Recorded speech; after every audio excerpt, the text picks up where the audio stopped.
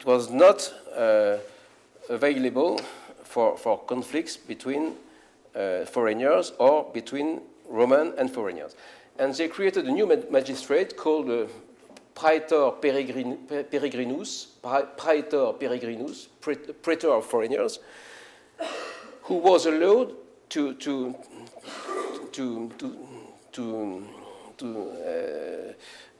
arrange the cases without applying the Roman law, but applying a new formulas, new sentences, new rules that he would discover himself.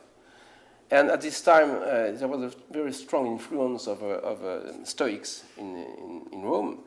And as the Stoics had developed the concept of human nature, they said that when you have different people from different ethnic groups, they have a different culture. But if you dig under the culture, you will find the nature.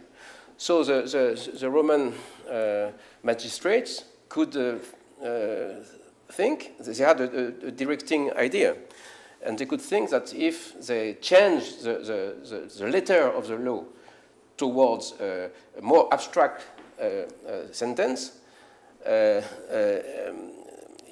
would be closer to the nature, and every man of different culture could acknowledge that this is the true justice. And it was done, because from this time on, you had first one praetor, Peregrinus, then 2, 4, and 8. And during 2 centuries and a half, every year there were new praetors which were allowed to keep the good sentences found out by their predecessors, or to change them if they provoked ambiguities, and also to create new formulas if they had heard of certain conflicts, certain kind of conflicts. And this created, at the end, the law that we know today almost everywhere in the world, because it was the source of all European laws. But also today, perhaps you know that in Japan, for instance, there is a system of law which makes possible the very strong Japanese economy. And this law was copied both on German law and French law. But German law and French law were Roman law. So the Japanese, whether they know it or not, but of course, professors of law know that perfectly, have become able of making big companies and big worldly business due to this Roman law.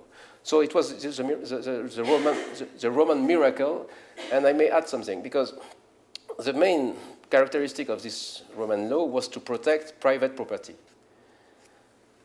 And I developed that in many papers, but I just say some sentences. If you, because the problem was to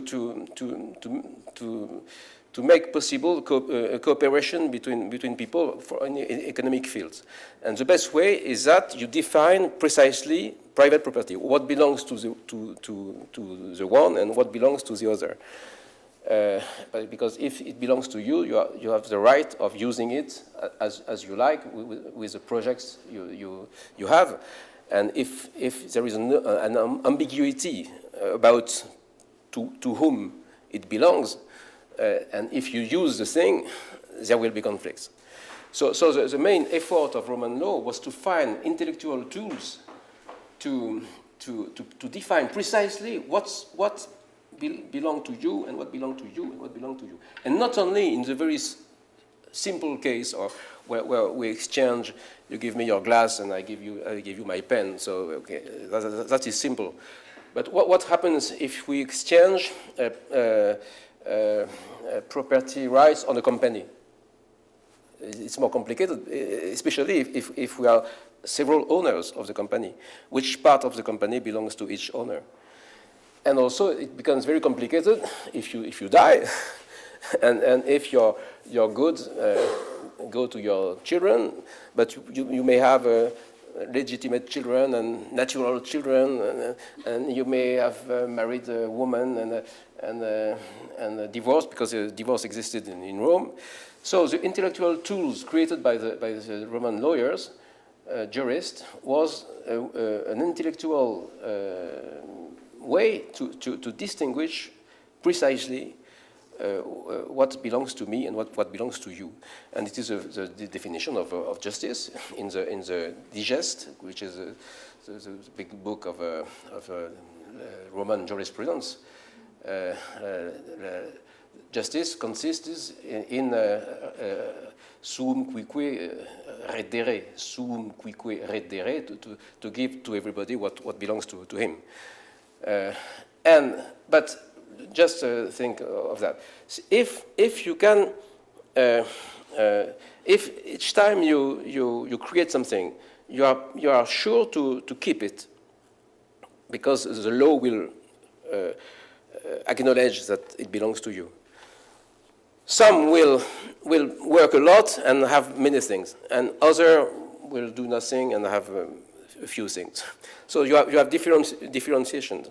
And you have also a qualitative differentiation, because if you like sailing, you will buy a boat, and if you like horse riding, you will buy a horse. So if your property is sure, you begin to become a different man than the other, who has something else. We must not confuse the to have and to be, but there is a certain link between what you have and what you are. So if what you have is distinguished from what the other have, what you are is distinguished from what the other are. So I think that this creation of private property by the Roman law is the main source of what we call humanism, because it was this Roman law which created the ego, the self, the self, and we know the term which exists in English, person, which has a Latin origin, persona. And it means that every man, persona was the name Roman gave to characters in theater, because persona is you speak through because antique theaters were open air, so in order to be heard, characters had to speak through this, and by metonymy it means the character. And in a good